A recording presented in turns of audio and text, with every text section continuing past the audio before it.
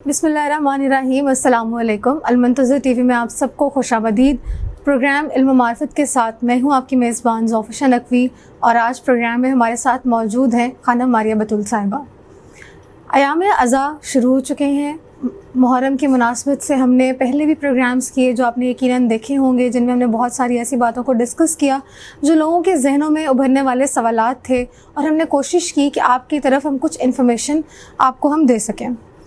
आज भी इसी हवाले से हम बात करेंगे कि आखिर सानहाए करबला क्या था। क्या ये अचानक रूनुमा होने वाला कोई हादसा था या फिर कोई अरसे से चली आ रही कोई ऐसा कॉन्फ्लिक्ट था जिसका अंजाम करबला में रूनुमा हुआ। अस्सलाम वालेकुम खानम साहिबा। वालेकुम सलाम। खानम साहिबा, जैसे कि मैंने अभी सवाल किया कि आखिर वाक़या करबला है क्या, जिसकी याद में हम इतनी मजलिसें बर्पा कर रहे होते हैं, हम ये गम मना रहे होते हैं, आखिर वाक़या करबला था क्या? क्या ये कोई सानहा था या कोई अरसे से चलता हुआ कॉन्फ्लिक्ट था? बिस्मिल्लाहिर्रहमानिर्रहीम। वाक़या करबला कोई अचानक होने वाला हादसा नहीं था, इसके पीछे पूरी तारीख़ है।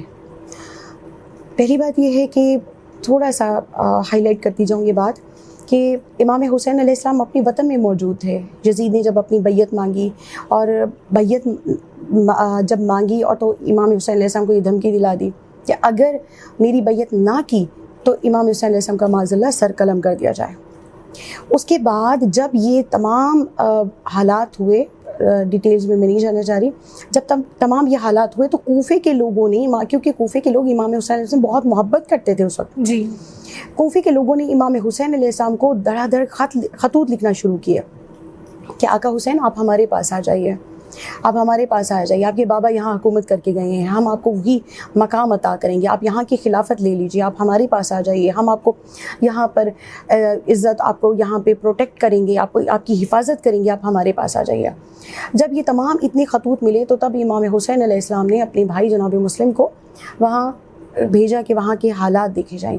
लेकिन और वहाँ जब उनको भेजा और उसके कुछ अरसे बाद इमाम हुसैन अलैहिस्सलाम ने अपने वतन से पहले कूफा जाने का इरादा किया। लेकिन जैसे ही इमाम हुसैन अलैहिस्सलाम ने कूफा जाने का इरादा किया तो जब यजीद को पता चला कि इमाम हुसैन अलैहिस्सलाम कूफा जा रहे हैं तो वहाँ पर यजीद ने अपना एक बंदा जो है वहाँ पर एज़ अ खलीफा वहाँ भेज दिया और उसको कहा कि वहाँ पर तमाम लोगों से कह दो कि अगर ख़बरदार किसी ने इमाम हुसैन अलैहिस्सलाम की मदद की, इमाम हुसैन अलैहिस्सलाम के आए हुए भाई यानी जनाब मुस्लिम को वहाँ पर अगर किसी ने अपने पास पनाह नहीं देनी है, उनके साथ किसी ने कलाम नहीं करना है, जब वो वहाँ कूफा की सरजमीन पर आ जाएं तो तमाम रास्ते बंद कर दिए जाएं और वहीं पर उनको माज़अल्लाह शहीद कर दिया जाए। इमाम हुसैन अलैहिस्सलाम को पता ही नहीं चलना चाहिए कि कूफा में क्या हालात हैं। वहाँ इमाम हुसैन अलैहिस्सलाम जब कूफा में आ जाएंगे तो वहाँ उनको शहीद कर दिया जाएगा। ये हालात थे। तो करबला तब गए, उसके बाद फिर जब कूफा के बाद फिर इमाम ने वहाँ से किया कि फिर मक्का की तरफ रवाना हुए, मक्का हज का इरादा किया, वहाँ हज के लिए गए। मगर वहाँ पर भी यजीद ने क्या किया कि अपने तमाम लोगों को हायर कर दिया कि वो एहराम में चाकू छुपा कर लेकर जाएं और जो तवाफ़ काबा कर रहे हों तो उस वक्त किसी भी वक्त वहाँ इमाम हुसैन अलैहिस्सलाम को शहीद कर दिया जाए।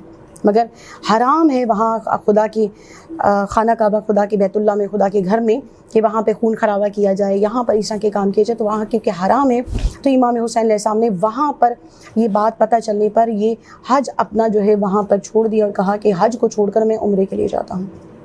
उम्रा किया, उम्रा करके फिर उसके बाद वहाँ से भी कूच कर लिया और जनाब अब्बास को हुक्म दिया कि हम हज नहीं करेंगे, हम यहाँ पर सिर्फ उम्रा करेंगे और यहाँ से रवाना होंगे। कहाँ जाएंगे?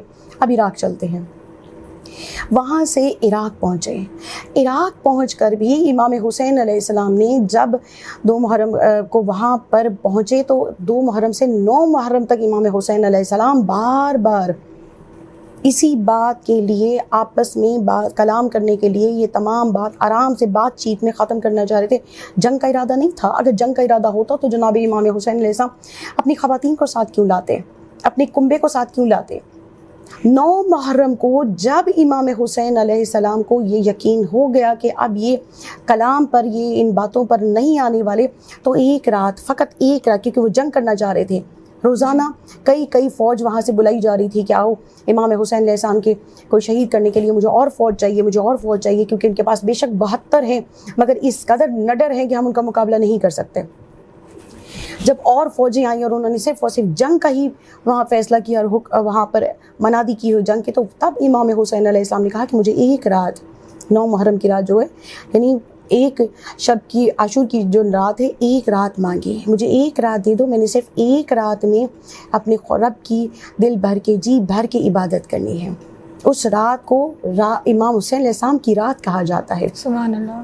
تب جا کر کربلا کا جو اذان اکبر کے بعد جو ہے پھر انہوں نے وہی للکارا اور پھر جنگ کے لیے وہاں پہ تو پھر ایک ایک کر کے جوان جاتے رہے، تب سانحہ کربلا ہوا، ورنہ 9 محرم تک امام حسین علیہ السلام جنگ کے لیے بالکل بھی آمادہ نہیں تھے۔ بار بار کہتے رہے کہ باتوں سے، کلام سے اگر یہ چیزیں ہو جاتی ہیں، انہوں نے پانی بند کیا، انہوں نے خیمے اکھڑوائے، انہوں نے وہاں پر اس قدر وہاں پر ماحول ایسا رکھا، لیکن امام حسین علیہ السلام نے وہاں پر صبر دکھایا کہ کہیں نہ کہیں پر یہ بات یہیں پہ ختم ہو جائے گی اور پھر یہاں جنگ نہیں ہوگی، مگر ان کا ارادہ ہی جنگ کرنا تھا، امام حسین علیہ السلام کو شہید کرنا تھا۔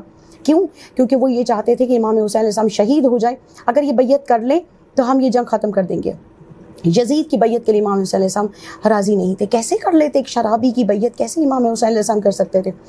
وہاں جب انہوں نے دیکھا کہ جب یہ یزید کی بیعت نہیں، یزید نے وہیں پر ہی کہہ دیا کہ اگر یہ میری بیعت کرنے کے لیے تیار نہیں تو خلافت تو میرے پاس ہی رہے گی، تو امام حسین علیہ السلام کو شہید کرنے کا سر قلم کر دیا جائے۔